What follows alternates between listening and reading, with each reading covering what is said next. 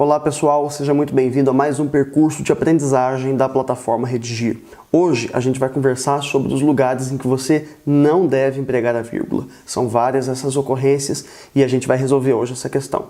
Logo, se esse assunto te interessa, já se inscreve no nosso canal e liga a campainha para você receber sempre as atualizações que forem acontecendo por aqui. Pessoal, para a gente entender então os lugares em que a gente não deve empregar vírgula, precisaremos recobrar aqui algumas noções estruturais de sintaxe, sobretudo o que significa ordem direta. Ordem direta é quando a gente tem no período a seguinte disposição: sujeito, verbo, objeto e adjunto. Vamos então lembrar cada uma dessas categorias. Sujeito, então, é o ser sobre o qual se fala alguma coisa e predicado é o que se diz sobre o sujeito. Basicamente, esses termos essenciais ou fundamentais da oração, que quando dispostos na frase exatamente desta maneira e nesta ordem, configuram ordem direta. Sujeito, verbo, objeto e adjunto. Vamos a uma frase, então, que exemplifica a ordem direta. João comprou um carro ontem. Você identifica que o ser sobre o qual se diz alguma coisa aqui é João, sujeito, verbo, a ação realizada aí pelo João, comprou. O que ele comprou? Objeto direto, um carro, e quando, a circunstância em que ele comprou?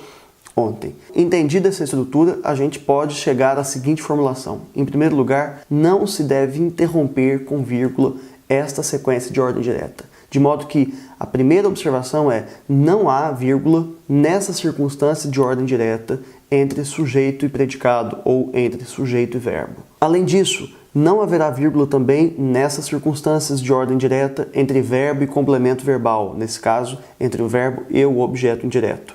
E por último, embora seja facultativo esse emprego, em ordem direta não é usual que se empregue vírgula aqui entre o objeto direto e adjunto adverbial, entre um carro e ontem. Então, se a gente tem exatamente essa conformação, precisaremos estar atentos ao fato de não empregarmos vírgula nesses lugares, de modo a não interromper essa estrutura de SVOA, sujeito, verbo, objeto, adjunto. Próxima observação, então, é a seguinte: se eu quiser interromper essa sequência de ordem direta, será necessário que eu empregue duas vírgulas. Por exemplo, se eu quiser caracterizar ali, João, meu amigo, comprou um carro ontem, repare que meu amigo é um aposto, caracteriza o João, e nesse caso ele está interrompendo a sequência SVOA, não é isso? Repare então que para eu colocar esse elemento no meio da estrutura de SVOA, é necessário que eu coloque o aposto entre vírgulas. Então vai uma vírgula antes e uma vírgula depois. Então repara qual que é o efeito disso. Se eu trabalho com duas vírgulas, uma vírgula antes e uma vírgula depois desse elemento explicativo,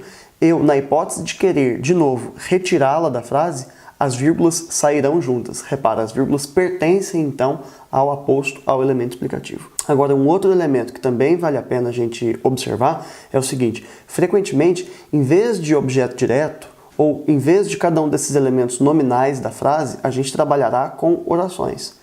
Exemplo: se eu trocar o objeto direto por uma oração substantiva objetiva direta, isso significa que eu só estou trocando um elemento nominal por outro oracional que tenha verbo. Olha como é que vai ficar a frase. João disse que comprou um carro ontem. Por alguma razão misteriosa, todo mundo gosta de colocar vírgula aí depois desse que. E não será o caso, né? Porque, por exemplo, eu posso trocar esse elemento oracional pela palavra isso. Veja o teste. João disse isso. Se eu faço essa troca, João disse isso, você colocaria vírgula aí depois de disse? João disse vírgula isso? Não, porque estaria interrompendo aí o verbo disse com o complemento verbo objeto direto isso.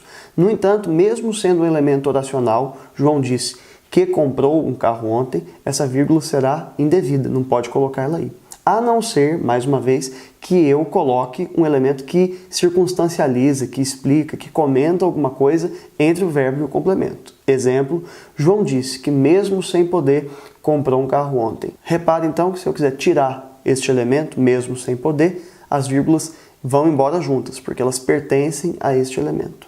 Então, o resumo da história é que em ordem direta, SVOA, a gente não interromperá essa relação com nenhum sinal de pontuação, a não ser que haja ali no meio dessa estrutura algum elemento e aí a gente possa trabalhar com este elemento entre vírgulas, vírgula antes e vírgula depois. Na gramática da Redigir, a gente tem outros casos que também tematizam essas situações aí em que a gente não deve empregar vírgula. Confere esse material e, evidentemente, não deixa de fazer as listas de exercício também a esse respeito. Então é isso, pessoal. Volto aqui depois para a gente continuar estudando junto. Um abraço, tchau!